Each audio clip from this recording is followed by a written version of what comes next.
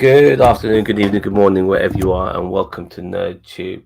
I am Zam, and I will be joined shortly by cousin Cheeto. We are talking Star Trek Picard Season 2, Episode 5, and the episode is called, because I just had the bloody name of it. Yes, it's the Fly Me to the Moon. So I actually assumed that there would be a song of "Fly Me to the Moon," I believe by John Travolta, Frank Sinatra, and no, that didn't come into play. Maybe Paramount couldn't afford the copyright rights to play that particular tune, or maybe it was just too expensive. Regardless, we had a continuation to what happened last week, um, when we saw Picard's Romulan girlfriend, so to speak, in human form as the Watcher. Now she brought Picard into the fold because Picard was looking for her, and basically her job is to be a watcher to Picard's ancestor, Rene Picard. Now I was kind of surprised, considering the timeline that we're in, that Picard knew very little of his ancestor, but still, nevertheless, because he seemed to be talking about some of his ancestors from way, way back. Salutations to you. From way back, but somehow he didn't know about this particular ancestor who, considering what she does for a living and in the period that she's in, her life would be more exposed to him than ever. But regardless, welcome, cousin Cheeto. How you doing? Hey, sorry, had to dip out at the very last minute. Yeah, who let the dogs out, huh? No, it was somebody at the door. Of course, that's what dogs are good for. Yeah. Anyways, so we had this particular episode. I did feel that we kind of got more questions and answers from this episode. We had more things not revealed to us, but exposed to us. We got to meet another song, obviously Another played song by that looks exactly like Data. A fatter yeah, Data. played by the legendary Brent Spinner. I think this was the most characterized version of song. And funny enough, we've had two versions of song now in Picard, so that's pretty cool. I mean, I agree. I really like this Soong better because he's not like the one from last season was just like kind of like there, and then but this one seems like he's got a lot more depth to him. Yeah, for sure. Soji was in this episode. I mean, you haven't seen this since episode 1, but we see her in this episode, and she's playing Sun's daughter. That was a good way of owning her in, I guess, and she's suffering from the same medical condition Jake Gyllenhaal suffered when he was in Bubble Boy. He's basically she's basically well, the whole world is a virus to her pretty much, and so she has to live indoors. Talon was giving off some real big Vash vibes. Picard TNG archaeologist girlfriend that explored the universe with Q. Yep. Talon is what, the human version of Laris? No. Talon, yes, is the human version of Laris. Although I don't. I thought she had a. What did she have? That weapon she had was it was very invocative of Saren's weapon from Star Trek Generations. Remember the gun? Patrick, not Pat. Is it Patrick McDowell or Michael Roddy McDowell? McDowell. Yeah. Right. His gun. Sorry, not Roddy McDowell. And Roddy McDowell is another McDowell. Malcolm McDowell, yeah. Malcolm McDowell. He had the little gun that kind of went to the side before he fired. Like she had the exact same thing. Like I was like looking at that, going, "Wait a minute." Okay. Picard's having flashbacks now. The cleaning hoses in the pool form the infinity symbol. No, I didn't pick up on that. What I did pick up was the fact that how, like, when I say white, I mean it felt devoid of character. Like when you saw his house from a distance, like there was nothing there. It was just plain Jane White House and nothing. Even though it has a lot of the fancy shit in there, like a swimming pool and stuff like that, there really wasn't anything to this house. There was no decorations or no characteristics. to really give it, a special flavor. And I guess it's all because he's put everything within the house to keep his daughter alive and keep her sane. But anyway, we're jumping way ahead of ourselves here. So Picard meets this person, and this is the thing: we got more questions than answers out of this episode because we still haven't figured out why this particular person happens to look like Laris. I mean, exactly like Laris. Something Raffi said. I mean, apart from the ears, they are a carbon copy. She even sounds like Laris.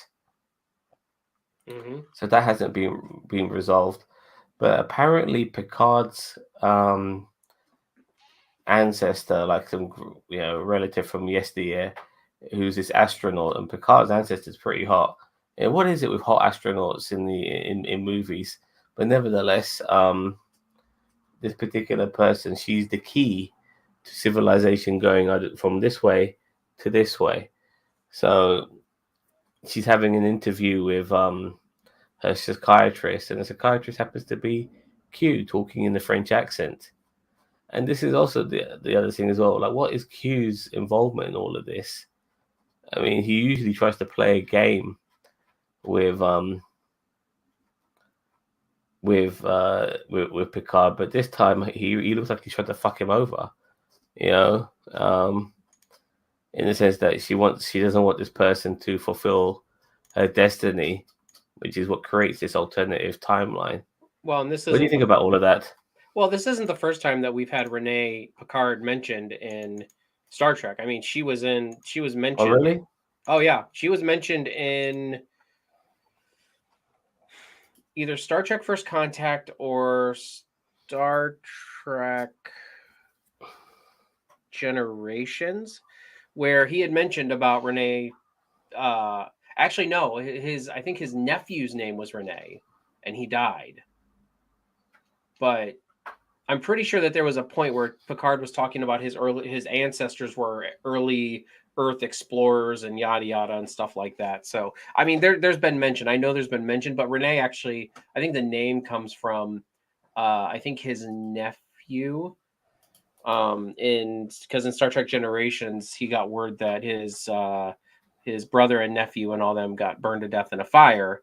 And I think his name was Renee. But yeah, I mean, there's a bunch of, so there's a bunch of stuff. I thought Renee was a masculine name as well. Well, then again, so is Michael. But regardless, I mean, those things are irrelevant. But so what watchers are people who observe, but they don't interfere, they don't get noticed. And but she is being tasked with watching this particular person. And obviously she kind of fails in, I mean, even though they're watching, they have to somehow deviate this person's life. Is that correct? Making sure they fulfill their destiny. I think correct? They just have to. Yeah, I think they just have to watch over them and make sure. That's what this episode, though. The problem with this episode is that it's timey-wimey for the sake of being timey-wimey. Like, my thought process here is, okay, who is putting her here to watch to make sure destiny unfolds correctly? It's just, they deal with this a lot in Legends of Tomorrow. Like, why is this person here to make sure time plays out the way it's supposed to, and yada yada. Like, actually in Legends of Tomorrow last season, they dealt with this issue. They're like time protectors or something like that, and they go to certain moments in history and protect that moment, so time travelers cannot change that time, like that thing. And it's just like, I don't know. I mean, I feel like this is all one big game of cues. And we'll get into the later in the episode with Q, but this is kind of where the time travel shenanigans is getting a little too complicated. Not that I can't follow it, but I just feel like it's being complicated to be complicated. Fair enough. Well, we wrapped up the Rios situation.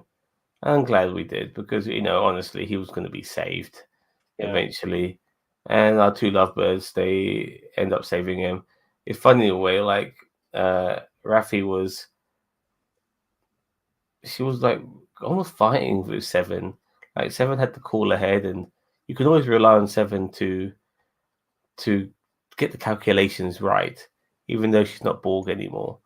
You know, she's still that same sort of Borgish like person on the inside. It's part of her personality. Yeah. And somehow Raffi was having an issue with that.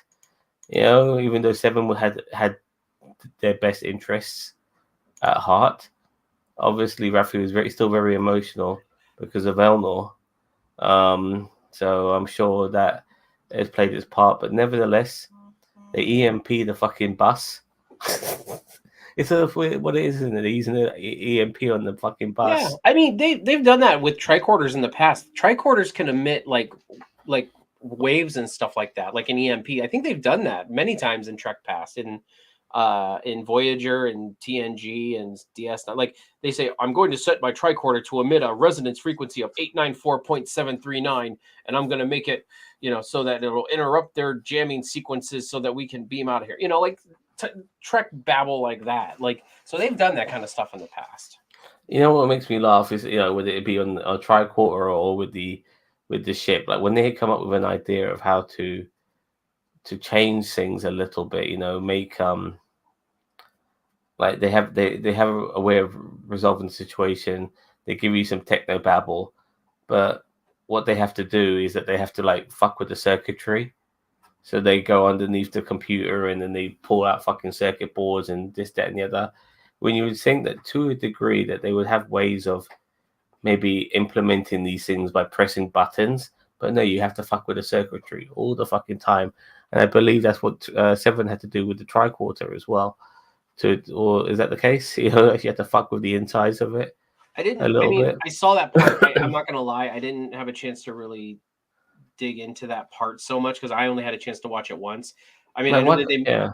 I know that they made an EMP, and I know they've done that in the past, but I didn't really get a chance to see like whether she was pulling it apart or whatever. I mean, it looked Why like she can't was you just just have kind an of EMP button, or why does she have to like, in a way, like redesign the fucking coding of the thing in order to turn it into an EMP? Why can't it have? Oh, let me just go into the settings here. EMP. Okay, boom. because they have to try to manufacture tension. Yes, fair Will enough. they get it done in time? Find out when we come back. Well, they did that. Those horrible ICE officers who don't even like people communicating in Spanish because, when this is the truth here, like, unfortunately, because English is the language of the world, we expect everybody else who doesn't speak English as the first language to speak it as their second language, because, you're more likely to get people communicating in English with each other if they don't know each other's first language. It's just a common thing, you know? Mm-hmm. So, yeah. and unfortunately, if you speak English as your first language, you're not likely to learn another one. It's just how it is. And so these ICE agents, they don't want to, these guys, these what they consider prisoners, to be speaking Spanish to each other. They get a bit pissed off by it, and then they give them a hard time. But luckily, Seven and Raffi are to the rescue. They fuck over those guards. Rios takes on one, and he gets a double axe handle from his mate in the chops. And then everyone goes on their merry way, and then Raffi thinks she sees Elnor. And for a little while, I thought we were seeing a past version of Elnor, considering that's what they've pretty much done in this episode. We've seen the past version of Laris. We've seen the past version of Soji. So yeah, why not Elnor as well? But no, it wasn't. It wasn't him. Obviously, Raffi's maternal instincts is very much playing its part here, but at least they rescue Rios. And eventually, we don't see them until they get back to the ship later on in that episode. But you must be very relieved that Rios is rescued now, so we can move on from this bullshit. Bobby? Yeah, I mean, I didn't know you were asking me anything. No, I mean, as I said last week, I'm kind of glad that this whole part is just resolved. You know what I mean? Like, I'm, as I said, I thought the first part of him being in the clinic was good. Ice coming in looking like a bunch of dickheads. I mean, that's true to form. So, I mean, I kind of, I was kind of glad that they did that, because it's true. And so, It's damn true. yeah. And yeah, I mean, but I felt like I felt like the Rios thing should have been wrapped up last episode. Once as you call her, once the hot doctor was out of the picture, I don't know, it kind of got a little underwhelming, and I really did feel the dynamic, even if they were supposed to be related in the future or whatever. Like she's an ancestor of his. I felt the dynamic between them was really good, and I've actually would have liked to see more of them in that episode. But really, she was in like the beginning of the episode, and then she was done. So I think so. Well, I kind of lost him. I think Rios might want a piece of that, before he goes back to the He's like, future. wait, if she's my ancestor, she's not really related to me. She's like, how many times removed? Yeah, well, He's like, I'll we'll justify see. it. I really hope it's not his ancestor, because then he's really in it. He really has issues after that. If that's the case, it all goes back to Gary Seven and the assignment Earth. Whoever the race is that augmented Gary Seven and Talon will be a huge reveal. Interesting. Do you think they're sowing the seeds for that? In this, I mean, it might have been the case. I know Picard of didn't Gary mention it. Seven. I know He's the of guy Gary with the Seven. silver eyes. Huh? Oh, don't matter.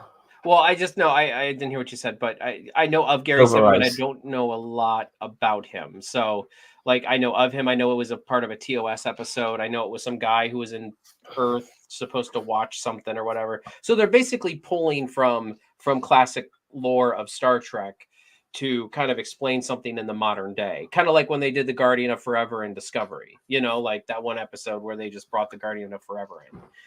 Which I didn't mind it, and I don't mind this so much. I just, why does she look like Laris? Is this the past version of Laris? You know what I mean? Like I don't know if I missed it on my one watch through, but it's like, is this Laris, like, but her past self, or is this like a different version of Laris, or like, what's the connection here? Why do they look the same? Are they trying to save money on actors and they just hope we don't notice? Probably. Like, I mean, we do notice, because they did mention the fact, Raffi mentioned the fact that she looks exactly like Laris. I know. Now, regarding the timeline, listen, like, just them being there has in any has changed the timeline fundamentally. For fuck's sake, Kirk brought back a woman from 1986, the whale doctor, the marine biologist, to the back to his present. Mm-hmm. That would have had massive ramifications on the timeline if she didn't live out her destiny, unless obviously there's a paradox and she was always supposed to go back to that time period. Mm-hmm. Who knows? Who knows indeed? But nevertheless, nevertheless, regarding timeline changes, like I said before, them being there, interacting with people and stuff like that, that's already changed the timeline in significant ways. But anyway. But what they say is, like, with time travel, it's like time is like a river, and it's like, and this is the explanation that they kind of use to get out of everything. Like, the time kind of flows in a certain direction, and yes, although it veers a little bit, it always pretty much self corrects. So it's not just like a drop in a time change is not a drop in a still pond where you see the ripples go out now.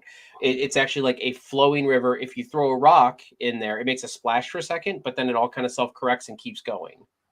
So there's two forms of thought on time travel, and I mean that the stream one is the easiest way to get out of any little, like, all the prisoners getting off the bus. Like, everything is still going to pretty much play out like it's supposed to. Eventually it'll kind of get back on course, but it depends on your interpretation of this science fiction thing. Yeah, fair enough. I mean, not going to beat around on it too much, but it is always interesting. We get our moment with the Ball Queen, and she is basically trying to figure out a way of escaping. And people's theories regarding Agnes being the Ball Queen at the beginning of the at the end of episode 1 in season 2. There's a possibility now, because obviously when that police officer comes, and when honestly, Bobby, like he had to smoke a cigarette, didn't he? That French police officer, the Frenchman, had to smoke a cigarette. It's like, oh Jesus Christ, you had to stereotype these motherfuckers, you know what I mean? And I mean, is that how you Americans see French people as like cigarette smokers? Not. I mean, I don't. I don't. I don't. But you can, but you did you pick up on that stereotype when he No, sparked I up a didn't even cigarette? pick up on the stereotype. Like I just. I mean, he's a smoker. Like that really didn't even occur to me until you just said that. That it was a stereotype. I'm like, oh, okay, it's a French stereotype. Like, hey, I, as I said, I don't see that really. I just saw, hey, he's a smoker. Great, more cancer Well, stuff. he happens to be a policeman who's working on duty, and then he sparks up a cigarette. I don't know how common that is in America. You know, you're not really supposed to do that in the UK either, even though I've seen the odd cop smoking. But I've given them a pass because they're smokers. But yeah, but nevertheless, in this show, the Frenchman sparks up a cigarette. Okay, fair enough. All right. He somehow doesn't see or notice or doesn't decide to look around the house anymore. I mean, it's worth a scavenge just on that alone. You know, this big mansion, Yeah, but you know, he doesn't. He kind of gives up pretty quickly. I mean, Would have probably noticed Agnes sleeping, but he didn't. you could just pick up some old artifacts or something as long as they're in good condition and take them to Pawn Stars or something. I mean, if the place has been abandoned for a century, I mean, there's probably 100-year-old things in there that haven't been touched very much. They might be in decent enough condition to sell them for something worthwhile. I think the reason the Queen didn't just assimilate the cop is that she's not powerful enough. Picard says that one has to accept assimilation, that it was a choice. Jurati was given the choice. What? No, That's the one. I know what he's talking about from earlier in the season about them talking about you have to accept it because they were trying to sell assimilation as this what was it, not europic, what not erotic, what's the word I'm looking for, um this Enslavement. no. Oh, Daniel Vance, help me. I don't know. They said that there's a different, like, there's assimilation, but you do have to accept it, but it's so euphoric. That's the word I'm looking for. It's Oh, so sorry. Yeah. euphoric that they accept it, and I don't buy that It's like a whatsoever. drug. Huh? Like a drug. Yeah. And assimilation is like euphoric, and eventually you just give into it and you want it or whatever. And I'm just like, I don't believe that. I don't. I mean, if Oh that's, man, yeah, I don't like that. yeah, that's kind of their When they excuse, fuck with the law like that, yeah, and they're it's trying to make it sound more like assimilation is acceptable because the person accepts it or something like that. But um with the hold on, with the collective you have, oh, I lost it. Can I press it again? Okay.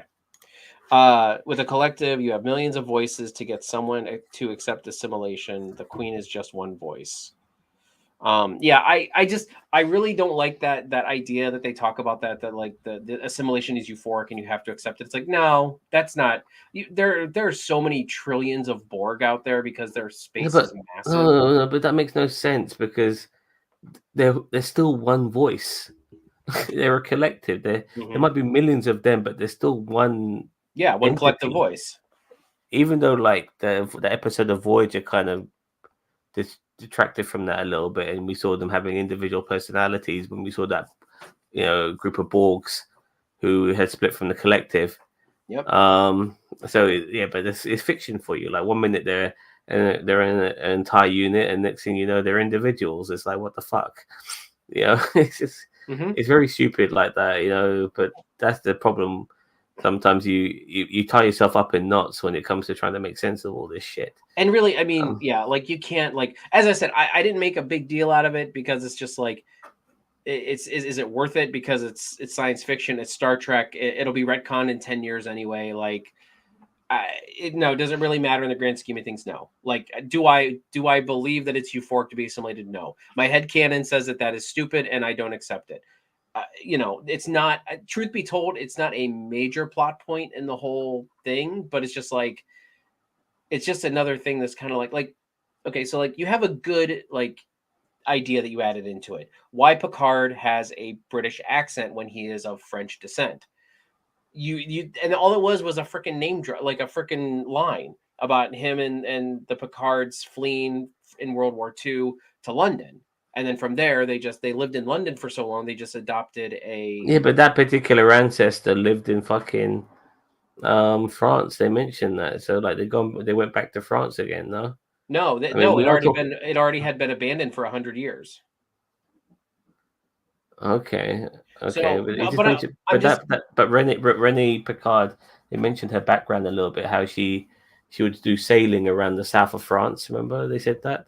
I must have missed that, but Okay, all I don't right, doubt it. irrelevant, but anyway, But I'm just using yeah. that as an example. That's a good way to like explain something where it's like how all these people get they're trying to make assimilation more important than action. No, assimilation is a violation. The Borg Mm. are a violation on people's free wills. So they're They're trying to make it seem like cybernetic it's parasites. yeah. So anyway, long tangent that we didn't need to go on, but that I think you get my point. I mean, Sun is taking the panel. The vice chair is, but this is possible relation to Worf's human family. Oh, I never noticed Oh that when yeah, I was too Brzezinski. busy distracted by Leah Thompson, Yeah, who was in Brzezinko. this, who was in this episode. I mean, that's Um, probably just like an Easter egg. I'm sure Trek culture will pick up on that. Daniel Vance, we well, need you as our well, we need you on this show as our Easter egg hunter. so going on to Sung now. We follow him a little bit, and obviously the girl who plays Soji is now his daughter in this episode, and she has a medical condition, and he's a geneticist. And it always seems to me like this. Immediately, I was getting callbacks to that Will Smith movie. Don't slap me for not thinking of the name, but the one where he's the last man on Earth. Oh, I Am Legend. I Am Legend, and Keep my mother, or no, keep my movie out your mother mouth. but it just so happens that like the last man living on Earth who has a immunity to this disease happens to be the right man. You know what I mean? Some sort of medical engineer and also military guy at the same time. So he's a PhD who can handle himself in a fight. So he seems to be the perfect person to deal with the situation. It just so happens that this particular person who has a genetic disorder, well, her dad is a geneticist. You know what I mean? Yeah. It's like, what the fuck? These things I just find so bizarre. But all right. And I do feel that this is going to play into like there's a few things that need to come together to culminate.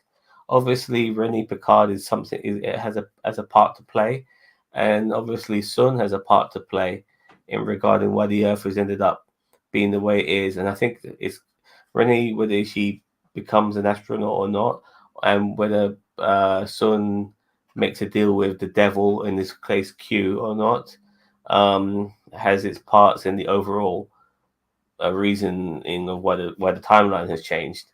So Sun goes to speak to, and I have to admit his interaction with Q in that restaurant. Yeah. Hold on, I'm gonna try to look this up. Yeah, I've heard about that. The number there leaves. Yeah, people have rung that number, but it's an American number, so I can't ring it. Put it on speakerphone if you're going to play it. If you're going to ring up on your phone. Oh, I was just gonna go to the link.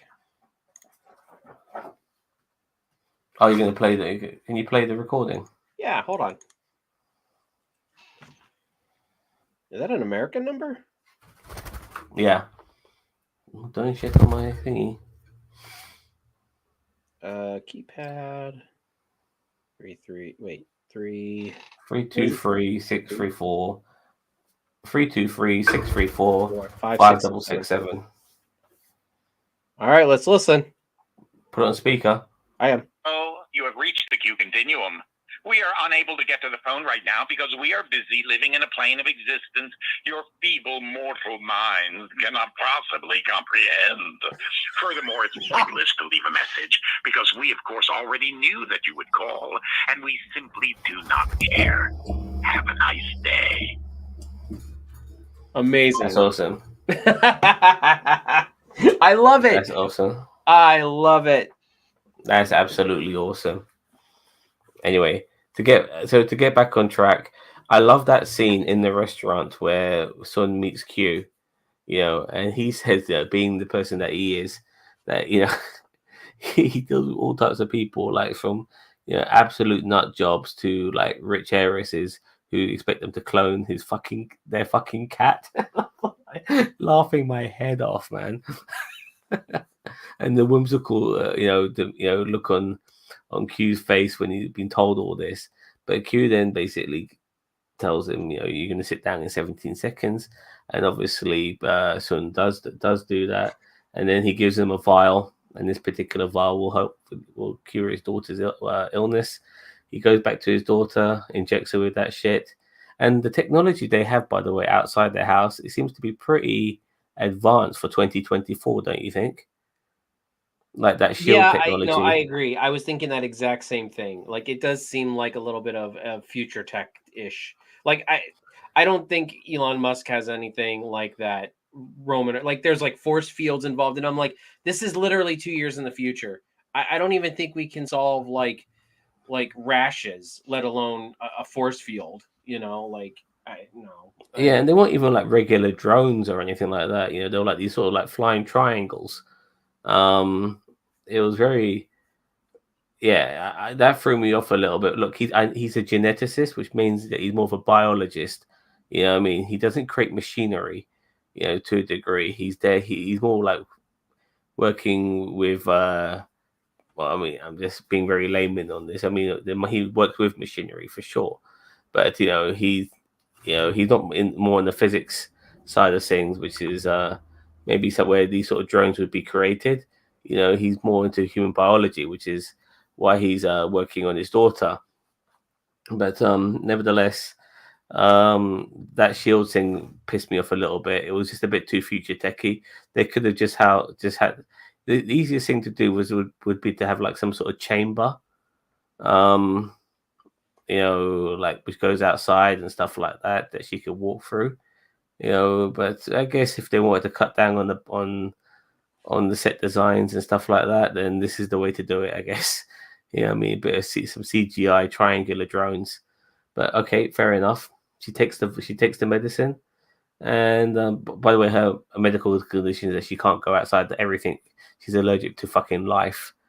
And she seems to be okay. She can't swim, but she fucking takes to water like a duck, which is what her mum was like apparently as a swimmer. And then before we know it, the medicine kind of wears off a little bit, and she's going through some serious shit. You see her skin like turning into like purple veins and stuff like that. And then Sun realizes that Q probably holds the cards to her daughter's well-being, and he's willing to do anything for her, which means he'll have to do anything for Q. But Q wants something in return, which is where I find this a bit weird. Like, Q doesn't need anything from anybody. I know he's going through some issues himself because he's snapping his fingers, and he's like Thanos without the Infinity Stones right now in his glove. But still, he is a fucking Q. There's a lot he can do. He can do anything. Why does he need shit from people? I find that very weird. So what do you think he needs from Sun? He did ask. He said, "Does the name Picard mean anything to you?" And I'm assuming that he means Picard in the 2024 era, not René Picard. Yeah, not obviously Jean-Luc. So I don't know. This is kind of where my issue is starting to come in, and I've said this week after week. So this is not a surprise to you, Zam, but I don't like this idea that this god that a human life is a blink of an eye is now having this issue in the Picard's lifetime or something like that. Like, I don't like the fact that he's like, oh, time is catching up with me. Or so he said something in this episode that referenced, oh, my time might be, coming short. And I'm like, he's a freaking god. Like, what, like, why? Picard is going to be like a pebble in the stream. Like, I mean, I know he's really taken to Picard, but I'm sure that in 100 years, there'll be some other human that comes along that really piques his interest, and then he'll move on. because the humans are like ants to him. So it's like I don't understand why they're like doing this angle of like, oh well, I've been alive for 13 billion years or however long the Q's been alive. Why now he's dying? Like the continuums, at least in Voyager when they did this, it was Q's versus Q's. You know, like there was a civil, and I know that there was a whole Civil War episode, and that was kind of dumb. But the idea of it, like that there was a Q Civil War, like, and then Q's were killing Q's, that makes sense. But like, he's just what? He's sick. Like, what kind of illness does a Q get? Let's be real. He has no biology. He is I agree. I agree with all of that. I'm gonna hold out my opinions until the end of the season to really rip it apart if it needs to be, because the answers are not sort of there yet. We need more revelation, so to speak. But I can understand your problems. Let me just read Daniel Vance what he has to say here. And by the way, hello, William Wells. I hope all is well. Daniel Vance. The way Corey started dying when the antidote wore off reminded me of species 8472 and how they reacted to the Borg nanoprobe virus that Voyager came up with. Interesting. That's just another example of Star Trek reusing special effects. From 25 years ago. Yeah, I totally agree. It is them. Well, not necessarily using special effects, but definitely rehashing old ideas. Yeah. Now, for me, regarding this particular episode, we need some answers now. We need to know. And by the way, we haven't finished talking about this episode, but we obviously, why the hell is this Talon woman looking like Laris? I mean, there can't be a coincidence. That's just ridiculous. And we kind of understand now why Soji looks the way she does because of Corey, which is the daughter of Sun in this particular timeline. We have to figure out why Q is basically putting us, as you say, a monkey in the wrench. A monkey in this. What the hell? We say a spanner in the works. A wrench in the gear or something like that. I don't know. Yeah, whatever. But the point is, we have to figure out why is Q trying to fuck things over. As I said before, usually he's just there to teach Picard a lesson and show him the error of his ways. But this time round, he really seems to be wanting to fuck things over. He's obviously trying to persuade Annette. Is it Annette? And is it, what was her name again? That female Picard. Renee. My apologize. Renee Picard, from following her dreams of being an astronaut, and for some reason he's got Sun doing his bidding as well. Obviously, the vial of medicine plays its part too, but as we said earlier, he can just snap his fingers and get what he wants anyway. So why is he not doing that? Even though his snapping of the fingers isn't working. So it's kind of not working. We do assume that it's on and off. So it's a bit weird. It's just all. Because didn't he just kind of like show up behind him in his house after Soji? Like, well, I'm gonna call her Soji. What's her name? Corey. In this time, Corey. When she after she had her episode. I don't know if Q like appeared behind him or if like or he called him. You know what I mean? So I don't know. Q is a good guy. The moment he pissed about was in the first episode when he didn't trust the Jurati Queen. This is all good things all over again. Okay, well, I kept telling everyone that in the season finale, Picard will wake up and realize that Q's been messing with his dream. Laugh out loud. You know what? That would be, William Wells? That would be Bobby Ewing, from Dallas. Having a shower after what's-her-face woke up from that dream because people didn't like the fact that Bobby Ewing from Dallas was killed off. And then all the storyline they did prior to that was just a dream, so it meant nothing. And all those actors in that storyline were fired because they were just in the fucking dream. So, yes, I would hate it to be a dream. That would be one of the worst things. That would be such a cop-out. Even if they did it well. To me, that is the ultimate cop. or doing stuff and like like doing stuff and then like everybody forgetting. Like you learn nothing. You did. I mean, I get it. You saved the day, but it's like if nobody remembers it, then why the hell does it matter? I'll be honest, Daniel Vance, I can't remember who killed Bobby Ewing. It's been over 30 years, mate, and it's getting close to 40 years, actually. It's just too long for me to remember now. But yeah, nevertheless, I was just thinking about those sort of things when William Wells brought up his particular. Oh no, she's look at what she's doing. Oh no. Everything for Dax. Yes. Her name is Juicy now. I renamed her. So she's not even Dax anymore. She's just Juicy. No, she's Juicy. Oh. I mean, I guess she can be Dax as well, but I like calling her Juicy. So have Dax her middle name. Juicy Dax. Your last name. I don't want to say. Okay. No problem. So, okay, look, listen, darling. You gotta go. There we go. All right. So, we have that copper who's investigating the chateau and stuff. Totally misses out on Agnes sleeping there, and then he flashes his light outside and notices that the ship is reflecting his torch. It always amazes me how, just to go on this little tangent here, it always amazes me how the Klingon bird of prey was never discovered in Golden Gate Park. Yeah, right.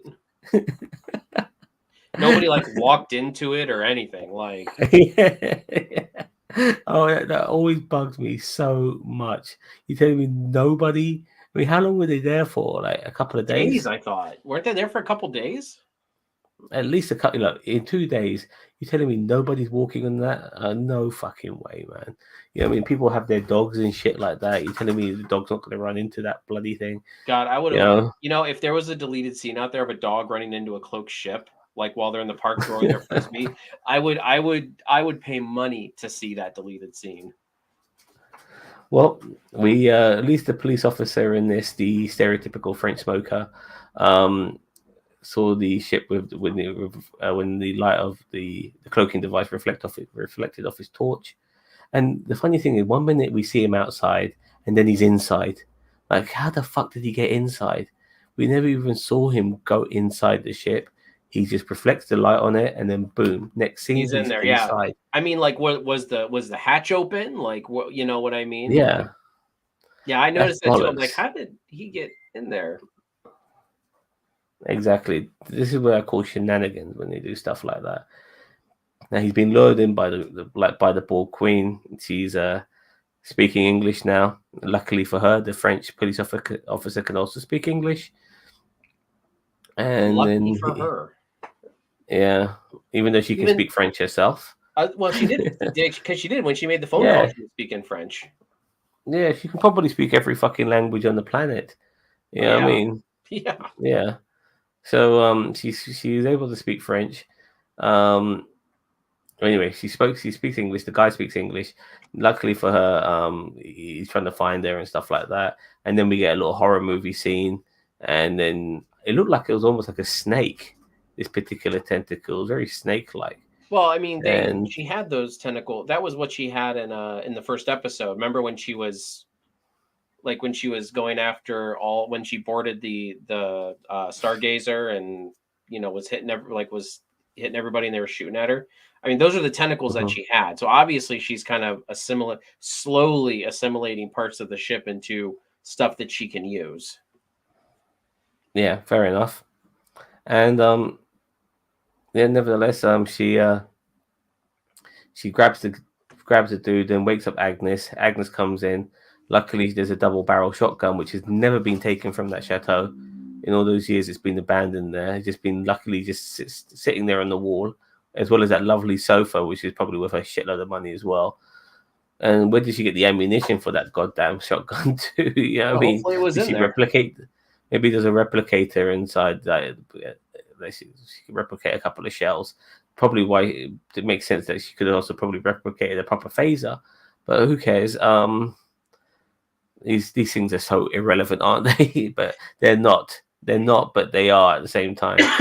Well, I mean, we can nitpick. I mean, You know, I mean, I'm okay with nitpicking something as long as we're not too harsh on the nitpicks. But I mean, I agree with you. There's definitely some nitpicky stuff.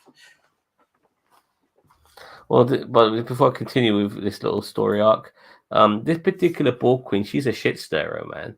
You Oh can yeah. tell she's a troublemaker. She likes it. She's mischievous. She's almost Joker-esque in her style. You know, I love the new queen look. Yeah, You know yeah, who she the she actress? gets off on being bad. Yeah, I recognize the actress.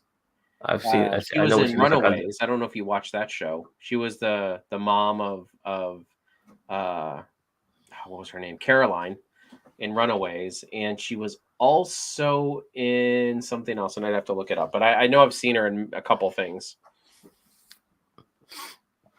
Okay, well, she gets we find out that she gets shot. We cut to other scenes after that, and then once the crew are all back on board, and we have an Ocean's 11 type moment. And this is what the thing that kind of bothered me about this episode.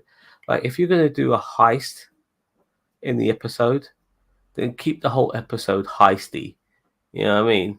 Mm-hmm. Like, just as the heist is beginning, the episode ends. You know, which is a bit weird, but still. Prior to that heist beginning, we find out that the Borg Queen has assimilated, semi-assimilated, or put at Yeah. least her conscious into Agnes, which is why the theories of Agnes being the Borg Queen in episode 1 is coming into fruition now. And people were saying that before this episode came along, so they might be onto something there. I was thinking that's a possibility, but I wasn't 100% on board. I'm more on board of it now for sure. But we'll see how that pans out as well. But once they started doing the Ocean's 11 type heist, but they had to break into, basically they needed to go to this particular party where, and this is the funny thing because they're talking about all the security and stuff like that, yet somehow, even though the technology Earth has is like 400 years in the past, they still have to deal with this sort of technology, even though the technology on their ship should be far superior than anything Earth has on its entire planet as a whole. But nevertheless, you know, they still have to work around all these particular things, which is kind of stupid in my opinion. But it's all right, whatever. We'll just roll with it. They make Agnes become their spy, so to speak, and she goes in there. I forgot what was their reasoning. It was just to basically get hold of Renee. Yeah, they want to keep an eye on Renee to make sure that she's not deterred from doing the launch, because the Laris lookalike, I don't remember her name, it's Tanalin or something, I don't know. The Laris lookalike, Talon, yeah. call her. But she said basically that they can keep an eye on her, but they can't interfere. So she's kind of like the Watcher. I mean, isn't that what she's called anyway? The Watcher, like the Watcher from Marvel. So, you know, they're to watch but not interfere, and just to deter any, like, deviate or deflect any, you know, things. Like if they see Q there or something, they can try to deflect them or whatever. So. And she kind of made herself notice to the guards when she's touching her ear, for fuck's sake. And I think she has a little bit too much to drink. She's obviously not used to her alcohol too much. But then she gets thrown into the security room and she gets locked up there. Yeah, so the security can keep an eye on her. And she's handcuffed. And obviously we then see the revelation that the Borg Queen has assimilated her, or at least put a little bit of something inside her. And now the Borg Queen is sitting on her shoulder. And how many times have we seen this before, where, you know, we see somebody who's in your mind, but we see them in real form alongside them, if you know what I mean. Arkham Knight. And in this case, well, Arkham Knight, yeah. But there's so many things now. I almost forget, you know, where I've seen with this particular scenario. I've seen it so many times, and now in this case, it's a fucking Borg Queen. and the episode ends like that. And I'm thinking to myself, damn, we just begun this heist, and you're already ending the episode at the beginning of this heist. You don't ever do that. You know what I mean? If the heist fails, yeah, you can end the episode on the cliffhanger. But the heist has just fucking begun. But all right. It was only a 41-minute episode, too. It was actually kind of short compared to the other ones, I thought. I had to look. I wanted to look Yeah. up the other episode run times, but I'm Well, pretty if you sure. take out the credits, it's even shorter. Yeah, that's what I'm saying. It was like 41 minutes. I was like, what? Like what the hell?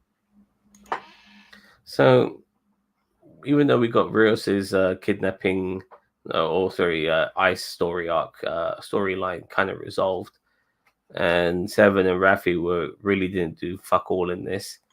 It was mainly about some of the new characters that come into play. It was mainly about Sun. It was mainly about Picard and Talon. A little bit of Agnes and the Ball Queen. That's really what we were focusing on. And yeah, it's more questions than answers this time round. So we're halfway through the season now. So 5 episodes is plenty of episodes to as we go to the second half to start giving us those answers. I'm sure we'll get a few more questions still, you know, but it's going to be interesting to see how things pan out. I love the new Queen look. Oh yeah, you mentioned that already. With Jurati's knowledge of AI and Al, is it AI or is it Al? No, of AI, I'm assuming. Of AI and Data's body, the Borg can live forever now. Well, I always thought the Borg did live forever. I mean, the Queen was just the Queen is not an individual. She's just like she is the voice of the collective. So like she's not like an individual like they kind of make her out to be in this or in First Contact, but I mean she's pretty much the figurehead of the collective. So I mean it's it's a little weird and it's hard to understand, but somebody explained it once that I saw that did it really well. And basically like she's the collective is a big triangle and like the Queen is like the very tippy top part of it. It's still a part of the whole collective, but it's that meeting point of everything. So I look at it like this: like the Queen's conscious, or the Borg, or like the Borg is like one entity, and still like the Queen could basically have a personality in any Borg entity, if you know what I mean. She could be her own particular body or somebody else's, but it's still one person, and it just happens to be the Queen, if you know what I mean. So yeah, but once again, like I said before, that episode of Voyager kind of changes things a little bit. So yeah, so all right, so yeah, that was the episode. I would give it a 7 out of 10. How about yourself? About a 7. Yeah, I mean it progressed the story pretty well. We got to get to the next bit of soon. The crew's kind of already back together. I do love the fact that like when they all beam back and Girardi's just covered in blood, they're like, "What?" And she's like, "Don't worry, it's not mine." It's like, and I honestly thought that she shot the guard. Like that was my thought, was that when I saw the shotgun go off and if clipped to black, like I thought it was shot the sheriff, but not the deputy, huh? Huh? No, don't worry. Sorry, go on. Sheriff and deputy. I got it. Okay. So it took me a second, but I got it. But yeah, like I honestly thought she shot him, but she knew that she had to keep the Borg Queen alive because to get home. You know what I mean? So and then when we saw that, I'm like, oh, okay, well, whatever. Well, she's been assimilated, and she's the Borg Queen now. Yeah. Well, the Borg Queen's in her get head. them home. I'm sure eventually she will assimilate Girardi, but yeah, she'll have wires popping out of her veins and shit, and she'll hook herself up. Like she'll be the new flux capacitor, and she'll get them back home. You know what I mean? Yep. So let's have a look. Halo, Picard, Young Justice, Thursdays are banging now. Well, unfortunately, I just can't get back into Young Justice, so I've dropped out on that game. But we still have Bobby Black to entertain you guys. I'm very happy that he's still on it. I'm watching Halo, by the way, but I'm glad Ginger Greek's doing that. Yeah, with Young Justice, I actually had no idea it was coming back today. I got a notification on my phone that it was back today, and I'm like, the hell? Look, I didn't even know it was coming back. So, and there's 3 episodes, so I won't have since it's a good segue, I won't have a review out tonight. It'll probably be tomorrow night. If I do happen to get to it tonight, then I have a lot of work stuff I have to do, end of month stuff, so real life crap, like whoever wants to really deal with that. But I'm not going to be able to watch all 3 episodes and do a review and everything. So I'll probably try to watch the episodes tonight, take some notes, and then record my review tomorrow and get it out tomorrow. I know that you are talking about doing a Hall of Fame watch along. When is that? Well, I don't know exactly. I really need to get hold of D Jose regarding that. Because I really want him involved with me on that. He was the one who kind of brought up initially, but now we're getting closer to that time. We need to really put it into practice now, if it's going to happen or not. So we'll see. I guess it's just watch this space, guys. And we'll see if we can do that. Funnily enough, the Hall of Fame seems to be more of an interest to us than the actual WrestleMania itself, and we might do a watch along for that. Depends on how much interest there is. But I'm not so sure. And honestly, I'm gonna have to leave it up to my American friends if they want to do it, because the timing is just too much for someone like me. It's like fucking 1 to 4 in the morning, and then I have to try and work at the same time. It's just too much. Doing the Hall of Fame is one thing. Doing WrestleMania and honestly, WrestleMania, man, recently it's become the cure for my insomnia. So I'm not sure about that. Once again, fellas, it's just watch this space. We might do it, we might not do it. And you know how you watch this space? You subscribe and hit that bell button down over there. Yeah, notifications and all of that bollocks. You will get obviously the final episode of Peaky Blinders, which is coming out on Sunday, and it'll be reviewed by me on Monday. Very upset that that's ending now, but all good things come to an end, I guess. And once again, as we go through the weekend, shows like Moon Knight's coming out, as well as more Picard and stuff. Anything else on the horizon? We've got some Final Fantasy content coming out. I know definitely on Monday, we have our first Final Fantasy topical video coming out. It's Final Fantasy villains with bad plot, like bad world domination plots, part 1, where we sit down, and it's for all the Nintendo era games. So we go from Final Fantasy 1 through 6, and we talk about the villains and why their plots to take over the world or destroy the world or whatever are just so bad. So join us for that. It was actually a lot of fun. It's a pre-recorded vid, but it was a lot of fun. So if you're into Final Fantasy, come and join us. I'm really happy. I mean, that there is something out there on NerdTube which I don't have a fucking interest in. Finally, and that's Final Fantasy. Because to a degree there was an interest in Young Justice, but I just fell out on that. But I don't have a remote interest on fucking Final Fantasy. But I am not the only person on this planet, and hopefully there's lots of people on this planet who does have a fucking interest in that shit. And please watch it, because these guys know what they're fucking talking about. All right, so let's wrap this up. Thank you, Daniel Vance and William Wells, for joining us. Yes, there's just so much content to come out from us between now and whenever. So stay tuned to NerdTube, the greatest YouTube channel you never heard of. And as always, may the force be with you. Bye-bye.